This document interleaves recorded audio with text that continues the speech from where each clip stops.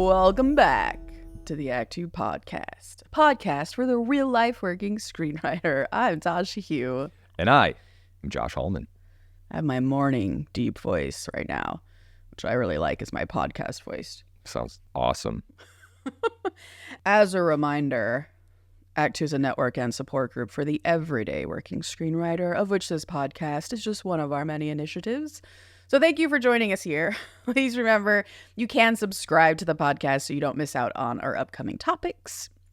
You can also join our Patreon. That's still going, guys. We have extra bonus content on there for the price of a Starbucks latte per month. And it's also a huge community that you can meet other writers. They're forming writers groups on their own. They're having their own Zoom meetings and in-person meetings, and it's a shortcut to talking to us as well and to just talking about writing with people who are doing the job. So it's super cool.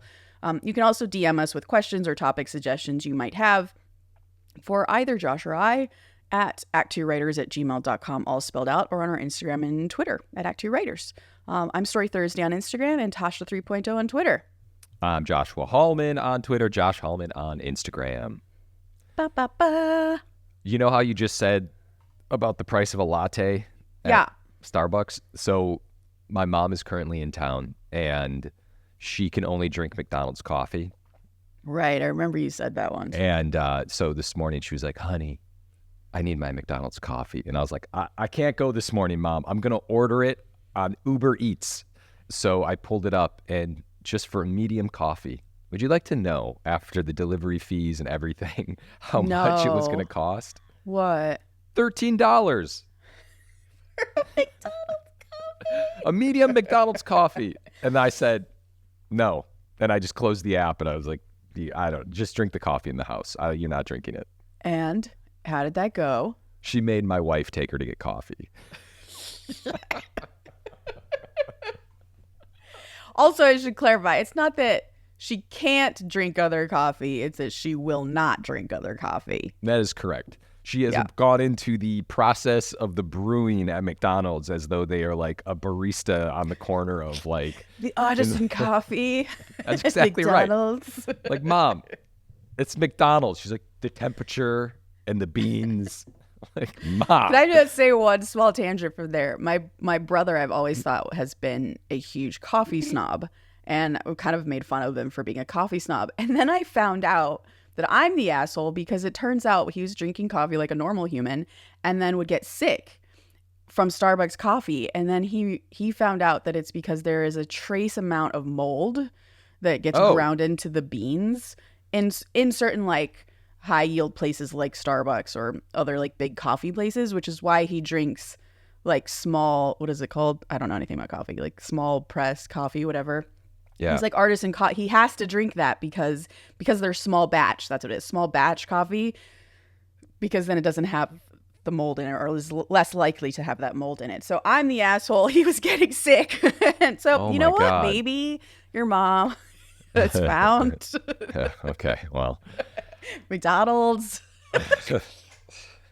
Yeah. No. Okay. So, Tasha. Yeah. Tomb Raider's out in the world. You saw 2 episodes of it. Who's to say I haven't seen more? I just, I'm assuming. That would be correct. I've seen 2 episodes of Tomb Raider. But this weekend, I'm going to finish all of Tomb Raider. It's currently trending on Netflix. It is. Which is awesome. And we did a question thing last week. Yeah. And more questions came in, so we're going to do a few more questions. But also, you had mentioned that things had changed from earlier iterations of the idea, or like the script had changed to by the time it got to the screen. So we're going to talk about that today, right? I think so. It's just interesting to me how shit gets made, right? How the sausage is made. And this was a scenario where the scripts had changed from the original, and it changed because of different notes and things like that. And just the process we were always talking about on the podcast is like, well, what do you do as a writer when this stuff happens? Do you curl up into a ball and die, which is what you want to do? Or do you find a way through, and how do you find a way through? So, yeah, I thought we would kind of talk about just like the craft of that, the process of that. Yeah, because everyone's going to deal with that at some point. Like that's, and so it's going to be really interesting. But before we get into this, We're swapping out the This Week in Writing with This Week in Questions. I just came up with that one right now. I love it. All right, Tasha, are you ready? I'm ready. This is a question, and I'm just going to go into this is a yes or no. Okay. Tasha, how tall is Lara? Did you keep her height from the Survivor Series at 5'6"? That didn't sound like yes or no. Yes. We actually had a lineup sheet of height so that we could make sure that Lara stayed her height compared to Jonah, compared to Roth, etc. So the height was a thing. She's little. She's not a tall person. You say you're a history nerd. I love that. That's how. Oh, it's so accusational. You claim to be. Well. You say you're a history nerd. So I assume every monster or event are somehow connected to each other at some point. So how did you select your central mystery? That's a heavy question right there. I am a history nerd. I have a bachelor's degree in history, but I also don't necessarily see how loving history means everything has to be connected. That aside, what was the question? So you say you're a history nerd. I assume every monster or event are somehow connected to each other at some point. So Okay. how did you select your central mystery?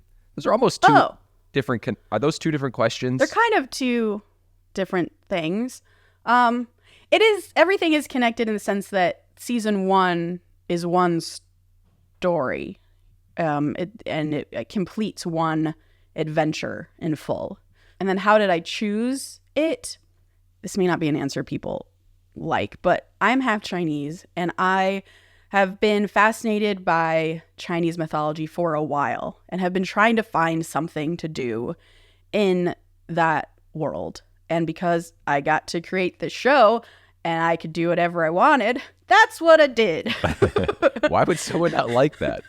Because it's like, I don't know, it's very personal rather than being like an external reason. I understand. You know what the best stories are? Personal freaking stories. Yeah. God dang Yeah. it. So, All I right. mean, that was kind of my starting point. And then I just did a lot of research into which mythology I would use. And I decided upon this story, which is the Four Perils, because it felt like it had to do with the story I wanted Lara to do. So I already knew like the arc I wanted Lara to have in the season. And I just needed a mythology that would fit that and challenge her in the exact ways I needed her to be challenged. Mm-hmm. And this seemed to fit the bill perfectly. So that's kind of how I chose it. Okay. How much pressure was it to be in charge of such an important entry in the Tomb Raider franchise, particularly since this entry is told in a different medium than the games? So I don't feel pressure, I don't think to do it in a certain way, because I think because I'm a fan of the series, the pressure was my own versus outside pressure. I think if I'm not a fan of something and then I go and try to adapt it, that's when pressure comes in, because I'm afraid that I'm not doing service to the people who truly love this IP and discovered it naturally, whereas I came into it for a job. So that's when I tend to feel pressure. But for this one, I honestly didn't. I just feel hope. Like, I just hope other fans love it as much as me, but I didn't feel pressure because I thought I thought I understood it. I understood the assignment. That's great. It's interesting because I'm kind of going through some of the questions that were sent in, and there's multiple questions referring to the pressure. Oh, interesting. Do people want me to feel pressure? That's I don't know. I don't know. I think Josh, if you were set to adapt, what is your old, like, I'm trying to, like, Back to the Future, maybe. Yeah, like, sure. If you were going to do the next installment, I don't think you would feel pressure that fans would not like your movie. Your pressure would be like, fuck, I better meet my expectations. Yeah. Because I think what you're saying, and you've said this like in the previous episode, is you love something as much as these other people who are saying, oh my God, is this like a lot of pressure? It's like, we are the same person Yeah. with the same love. Maybe we love different things about it, but we've ended in the same area. Like if they were like, hey, make the True Lies TV show or something like that, I'd be like, that's great. I'm going to focus on the Omega sector. I know what's about to happen. This is going to be incredible. And the only person you have to disappoint is yourself. Right. So that's kind of how I feel about Tomb Raider as well. What a life lesson. It's like, just don't disappoint yourself and don't really worry about disappointing others. Yeah, I think that's right. Okay. Here's another question. Zip's clothing in the anime resembles Alistair's clothing. Can you explain Zip's clothing? Yes, I can.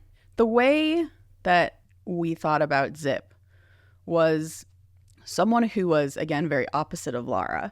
So as you can tell from Alan Maldonado's take on Zip, which is actually different than sort of what I imagined in my head in writing him. I imagined him a little bit more grounded.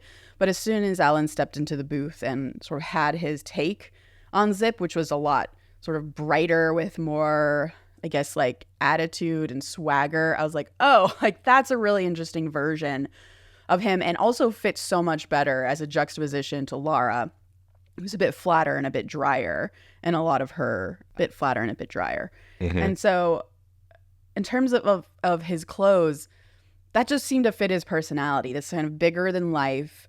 And it's partly to build out his personality, right?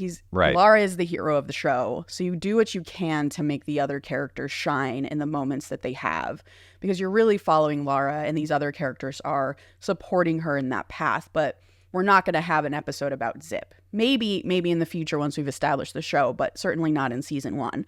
So what can we say immediately about Zip in a visual? Well, he's dressed so well and he thinks about everything down to painting his nails. Like that tells you a lot about that character and what he cares about, and maybe even alludes to like a life outside of the show, which is really great. Mm-hmm. So I loved giving him these outfits, and we really pushed it too. And he's in the gala and he's wearing his like dress up outfit. Like he actually changes outfits like the most after Lara Croft, which is really fun. So yeah, I mean, to me, it was really to kind of push his character and to make him an even better juxtaposition to Lara. And he's fucking fancy. I love it. Yeah, that's great. That's that like lived in feel of a character. Yeah. Which I really appreciate about the show from the multiple episodes that I will have seen. But the idea of like that's a perfect example of where you're like, there's something more than just what I'm watching here, and it makes it feel like the outside life. That's right. That was my hope. I have a quick pitch for like season 10 of the show. Let's go. You structure it like Lost Island, where each character has their flashback sequence. Yeah. And they're like, that's all. We just see the Zip flashback sequence connected somehow in some weird lost Tomb Raider I would love to see the scenes, the show, the episodes about him meeting Lara for the first time. Yeah. And what that must have been like. Because he was just like a computer student and a hacker, and then met Lara, and they just happened to suddenly go on these adventures. But that's not like that was his plan. Oh, he was a hacker. Yeah. So they could have been foes at one point. For sure. Maybe he was against her, and then she finally caught him, and then they hit it off. Yeah, that's kind of in my head canon. Okay. So next question. Would you say that this anime will give the audience a good sense of the future direction of Tomb Raider? I can't speak to the future direction of Tomb Raider because I'm not a part of those things. However, yes. I think so. I mean, I think everybody, all the fans know that we're heading toward what they call a unified Lara, which is, a Lara who is both the reboot version, which the Alicia Vikander movie adapted, which is the sort of more vulnerable version of Lara, into the Angelina Jolie version. Why did I say that weird? The Angelina Jolie version. So yeah, hopefully we get more seasons to be able to do that. Okay, so a couple more questions and we'll dive into the other stuff. But so this one email has a few questions in it, and just to sum this up. This person who wrote in loves the series, watched the entire series already. Amazing. Thank you. They were saying, oh, I wish this was longer, like each episode was longer. I wish it was more than 22 minutes. So their first question is, would you have changed it if you could to make it longer than 22 minutes? Yes, but it wasn't my call. My background is in drama and features, so which means, typically longer form, right? Like 50 to 60-minute long episodes, and that's usually my jam. That's where I like to work. But coming into this show, it was going to be 22 minutes, and it was going to be 8 episodes, and that's what I signed up for. You know what? I don't like asking any writer if they want more time is like, or more pages is like, yeah, of course I want more vacation time. It would be different tonally though, right? Like these episodes are quick, as this person is noting, which means the drama or the emotional arc of an episode is quicker. We don't get to live in the emotions as long. We don't get to have as much nuance, I think, or subtlety, because things have to happen at a quicker pace. So you sort of, unfortunately, have to be a little bit more on the nose than you might want to be, and that you could be in a longer form series because of the nature of this show. Not that no 22-minute show is nuanced. I'm just saying the nature of this show is an action adventure travel show of a character who you expect to do certain things, which is travel the world, solve puzzles, raid tombs, go after artifacts, fight bad guys. Like, these are all the expectations around what a Lara Croft show is. If I suddenly, let's say, did a 22-minute drama that was like a revenge thriller with Lara Croft, people would be like, what the fuck? Yeah. Even if it was good. So look, maybe if in success and people start liking it, season 3 can be a revenge thriller season. But this really had to sort of fit the form. And in that case, you had to kind of be truncated on a lot of things and get the job done quicker. Well, that's great, because this brings me to another part of this same question, which is kind of tied to our big, well, a little bit adjacent to our big topic. What things do you think a writer should embrace or avoid while writing for a show of a similar structure? I think embrace finding ways to be more on the nose. Mm-hmm. I think what my struggle was with adapting to this shorter form was I'm a very nuanced writer who usually has a lot of subtlety, and if anything, my flaw is that I'm usually too nuanced and too subtle, and people don't get things. So I have to be a little bit more on the nose. I think what I've learned with 22 minutes is you have to find a way to be a really good writer while also being on the nose. So find ways for people to say things in their personality, in a really fun character way, in a way that doesn't feel like I'm being expositioned to, but also you have to give exposition quickly because people can be confused because you're moving at such a quick pace. So characters kind of need to say this is what's going on now.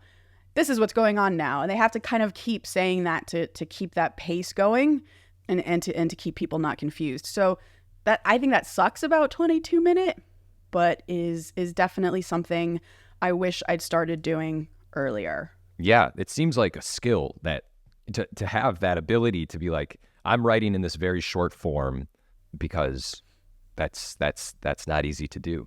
To be nuanced and on the nose at the same time. Yeah. It's very difficult. Okay, last thing with some of the questions is, are there any scenes you could talk about that you wish were implemented? Something that had to be cut? So many. Particularly, we're going to get into the first 2 episodes. Particularly in the first 2 episodes, there's actually a whole different opening to the show that I really love, and maybe we'll use in a different, if we, in success get more seasons, we can maybe use it in there. And then in episode 2, Josh, I don't think we've got to talk about it, but I was so worried that episode 2 was very confusing because a lot had been cut from it. A lot of stuff that I really liked, which was a lot of just the history, backstory of who Li Jing is, the fox spirit, and just the whole mythology around what that episode was supposed to be about had gotten cut to its barest bones. So I was afraid that it got cut so much that it would be confusing what Lara was really chasing. So those are things that I think miss the most. I know the next thing I'm going to say is not your call and you don't have answers because you don't run Netflix. Mm. But like, who cares how long something is on Netflix? Yeah. It's more about money. It's less about like who cares about the runtime, which I agree. And it's more about the more minutes you have means there's more shots you have to animate, which just costs more money. So it's less like you have to keep to 22 minutes because we have commercials. They don't. It's you have to keep to 22 minutes because this is the budget for your show. I've got some thoughts. I'll save that for another day. I mean, no, I know that. I understand that, but it's still the creative in me is just worked out. But there's also this, and this is what we got to do on our show, which is, hey, let's just say episode 6 is shorter by 3 minutes and 50 shots. So how about we move that money and like that amount of shots to this other episode, which is begging to be longer. And that's something we could do is just kind of like find and replace that. Because again, it really is about budget and shot count more than time when it comes to a Netflix situation. Yeah. I've read this even about The Bear, other shows, even network shows where it's like some shows they're out in the world, they're doing a lot of things and then they just blow their budget on it. So now like it's going to take place in an apartment and all the scenes are going to be in one area. So yeah, exactly. Okay. Should we talk about the first 2 episodes? Let's do it. Okay. So Tasha, what's up? I'm glad that you've seen the first 2 because then we can actually like engage about this. Yeah. So the first 2 episodes for I just need to defend myself because I just feel not only like I feel like a bad friend. No, what? That there's only been a few days. I just haven't had. It's been literally 1 day. Oh, I feel like a great friend then. Okay, let's go. Let's go. No, I thought that this process was interesting because, as I said earlier, the pilot started in a completely different place, and we actually like animated that version. And when we got notes back, when other people besides sort of me and the producers watched it, people were confused. And this is what's interesting about adapting IP, by the way. This is what the real conversation is about, is because you want to bring people into the show, like yourself, Josh, who has no idea what the Survivor series is, who has no idea who Richard Croft is or anyone in Lara's. You've seen Lara Croft and you know she exists, but you don't know anything about her. You want people like yourself to come to the show and not be confused, to understand Lara's emotional starting point, to understand what she cares about, and to care about her. However, she's led a whole life before this series. It just is true. And so that's also very tough because I could have just started in a completely random place, but that doesn't really make sense because these other games exist. Yeah. The Survivor series exists. Terrible, crazy things happened in them. And to just say, just kidding, those don't actually exist for the show, it just didn't make any sense to me.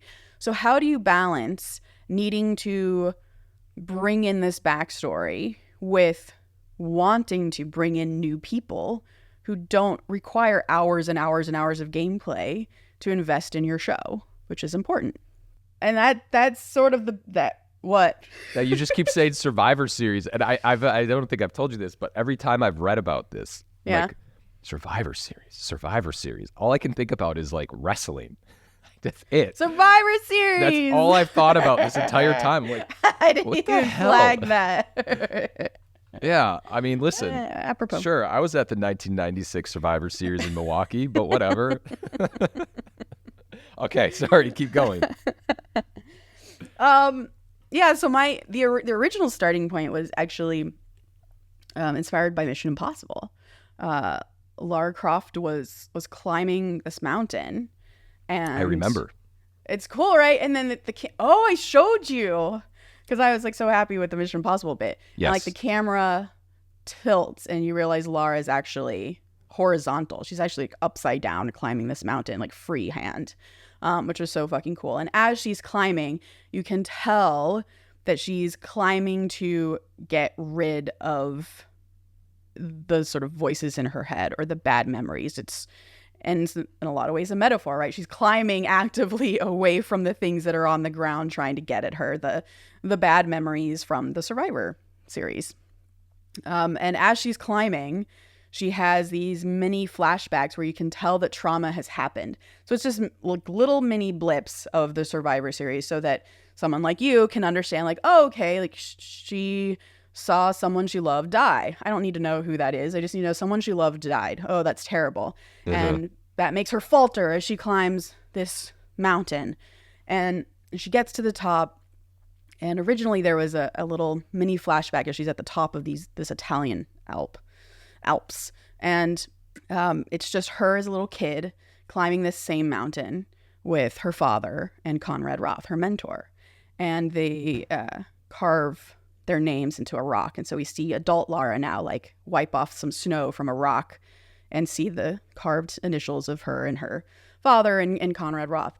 And like, that's kind of it. We know she's grieving. We know that something's up, that she's sad, that she misses people from her past. But that's sort of it. And then we get a call from Zip saying, hey, Lara, like, where are you? You know, you're supposed to be here in a couple hours. And she starts lying to Zip that she's at home. He's like, oh, you're at home? It's pretty windy where you live, right? She's like, oh, yeah, I just have the window open. So she's lying to her friend. Why is she lying to her friend? And turns out she's late to her best friend's cafe opening, Jonah. And we see his cafe in the show. That's the opening of his cafe. It's a big night for him, and Lara is late. So again, we're seeing that something's up with Lara. She's not in a good space and certainly not in a good place with her friends. And then we see Lara base jump, and we get a sense that she is meeting her problems with adrenaline. And that is actually the original idea behind Lara. And it's still there in the pilot, I think, but this idea that she has become an adrenaline junkie as a way to cover up her pain. And I think that's a very cool version of her. It actually like starts her in, I think, like a brighter place because she's like an action hero, but it's sure for these sad reasons. And she brings some Italian Alps ice to the party, and she gets there on time. And then we see that, you know, her friends are upset with her that she's been gone for so long. So that was the original opening, but I think people felt that it was too little. That it was not enough to really help people like yourself understand why she was in this mental place. So the thing is I also can't just like do a flashback of someone dying and then you get it. I have to show you what the relationship is with that person who dies so that you care about the fact that that person died. So now we have the opening that we have, which is like this 10-minute long flashback or period of Lara's past where she's discovering an artifact with her mentor Conrad Roth, and we see how close they are and what fun they must have had together, and also how dangerous it is and how much of a mentor he was in terms of her as a survivor, I guess, as a fighter. And then we cut 3 years later and we start to realize this man is dead. Oh no. And not only is he dead, but Lara blames herself, and people blame Lara for his death. Fuck, how did that happen? Now, people who, of course, have played the games know how that happens, but my hope is that you're like, oh gosh, what happened? Like, did Lara really do this? What's going on? Or is she just blaming herself? But hopefully your takeaway is she feels guilty, and that's ruining her relationships with her friends. I believe that would be the takeaway. Okay, good. So that was the rewrite, and it came from a note that new people would be confused. And I think this is a very good note, by the way, because you can't just write these big adaptations for just the fans. And there's like a real reason and then a personal reason. And the real reason is there's not enough fans. If literally every single fan of any IP went to go see that movie or whatever, that's not going to be enough money back to like justify the making of that thing. Yeah. You really want to make something for the maximum amount of people to see it. just as from a business standpoint. But then the personal standpoint is I want new fans. Like, I want Josh to watch this show and be like, man, I kind of want to play that game that was referenced over there. Or, hey, like, Amelia, play this game. Yeah. This is my fantasy. You know, like, you want to bring new people into the fold because we're a cult. And okay, great. So as a writer, the point is that it's important to bring everybody in and to make sure that the story you're telling, particularly up front, is giving the most context possible, so that people can be invested. So that was where the rewrite came from. But I still miss that scene because Lara was a lot funnier up front. Uh-huh. She had a lot more attitude, and we got over the grief quicker. Okay. Who was the note to change it? Was that from an exec? Yeah, it came from Netflix having watched it, and a lot of people at Netflix being like, I don't understand what's going on. I gotcha. Who's Conrad Roth? Who's Richard Croft? Are they the same person? Yeah. And these are real bad questions. Those are real good notes. Like, because you don't want people to be wondering that and being confused up front. So I definitely don't disagree with their note. And then it was a good note. And then obviously that then changed. It kind of had the ripple effect of the rest of the episode, right? For episode 1 in particular, because you're changing the opening. Now you're kind of changing her backstory. So did that then make you change the rest of the script? Yeah, pretty much all the way until Lara enters the house for the first time and starts, rearranging furniture and selling all of her stuff. Yeah. All the way up to she enters the house was different. But then everything after that was the same. So basically half of the pilot was changed after this note that it was confusing emotionally. Interesting. And then did episode 2 change at all?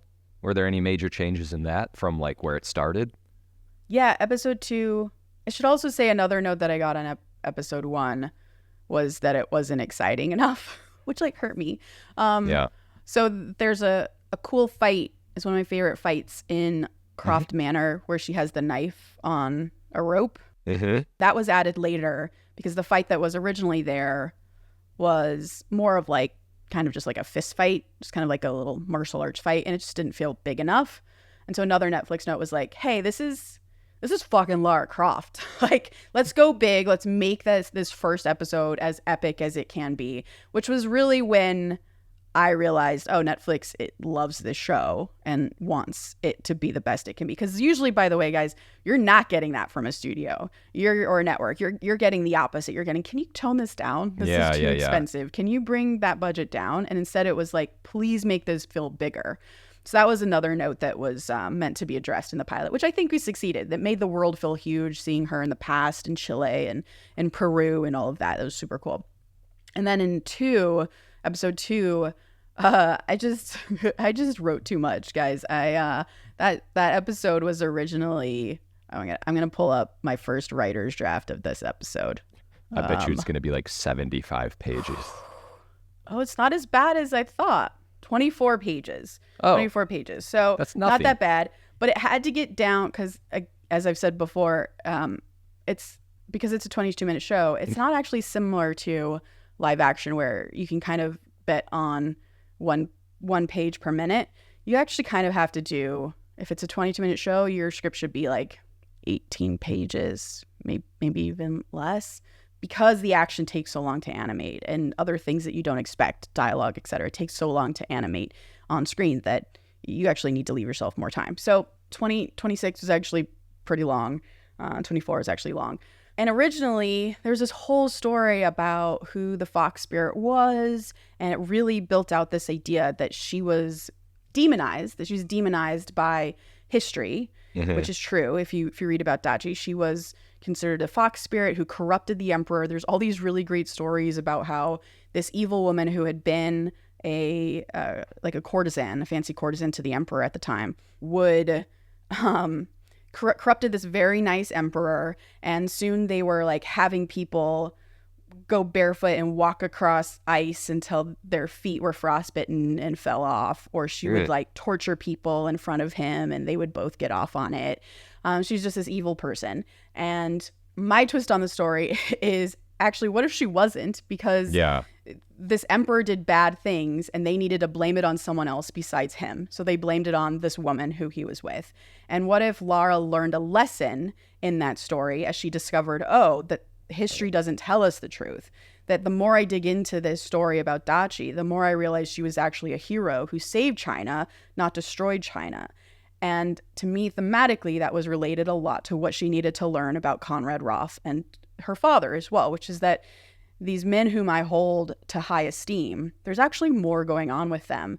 And maybe I need to stop idolizing them and find my own path, which really comes up when you get to episode 4. That theme is really hit on, but 2 was meant to be a setup to that idea. And some of those lines still stay in. So like at the end of the episode in episode 2, Lara still says that, history doesn't always tell us the truth, that sometimes people, I forget the exact line, that sometimes people are so afraid of the truth that they decide to blame someone else. And that is a reflection of what Lara's doing. So that's why my fear that you were confused was there, Josh, because like some of the old holdover lines are there, but like it doesn't have the context that was there originally.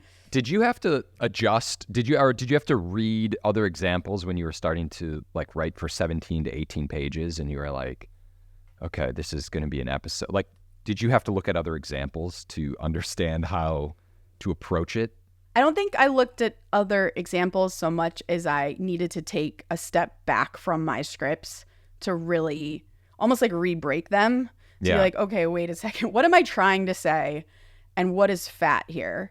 By the way, a lot of jokes get cut in this process. So Lara was funnier in all the first passes of all of this, but so many jokes get cut. Zippo 2, Jonah 2, they're all much funnier, but it all gets cut because jokes don't advance the plot usually. And so that kind of stuff gets trimmed so that we can save time for other things and get it down to 22 minutes. So it was more like, okay, let me take a step back and kind of re-break this so that I know what's important and I keep that, or I get to it in a quicker way than I'm getting now. Because sometimes it was taking 2 scenes to get to the next plot point or the next revelation or the next puzzle. And I was like, all right, how can I make that 1 scene or even like half a scene so that I can just get everything in there in time? Okay. It's scary. I hate it. It's scary. No, this is great. I feel like we needed to touch on this because it really highlights how things can change in the process and you just need to go with it. Because if you don't, then it's just not going to happen. And that's another thing, too, is that I do think a lot of writers, when they get to this position, I don't mean showrunner, I just mean in a place where you are getting notes and you're suddenly having to revise what your original vision was, it behooves you to really do find a path forward rather than getting pissed off, defensive, frustrated. I mean, you may feel all of those things inside, but don't let that stop you from doing the job, because the job is still to cut it down to 22 minutes and to make it clear, to make sure people understand it, and then also to keep your vision. So like ultimately that episode 2 and episode 1 are at its core what I wanted the show to be.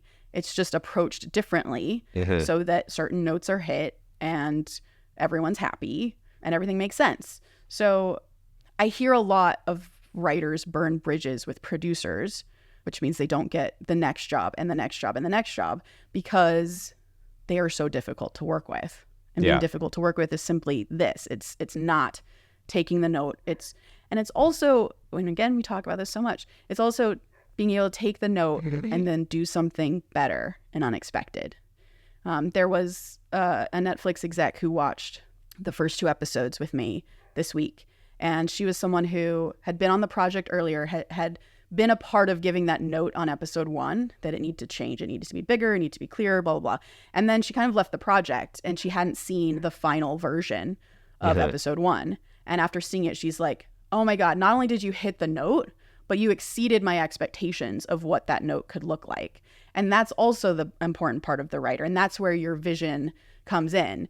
It's not just addressing the note. It's addressing the note the way that Tasha would, or addressing the note the way that Josh would, in your own voice and with your own vision. And that's the tricky part, but also the really fun part. And also the good news about notes. What a high point to leave on. Yeah, I'm feeling good now. Feeling good about it. There we go.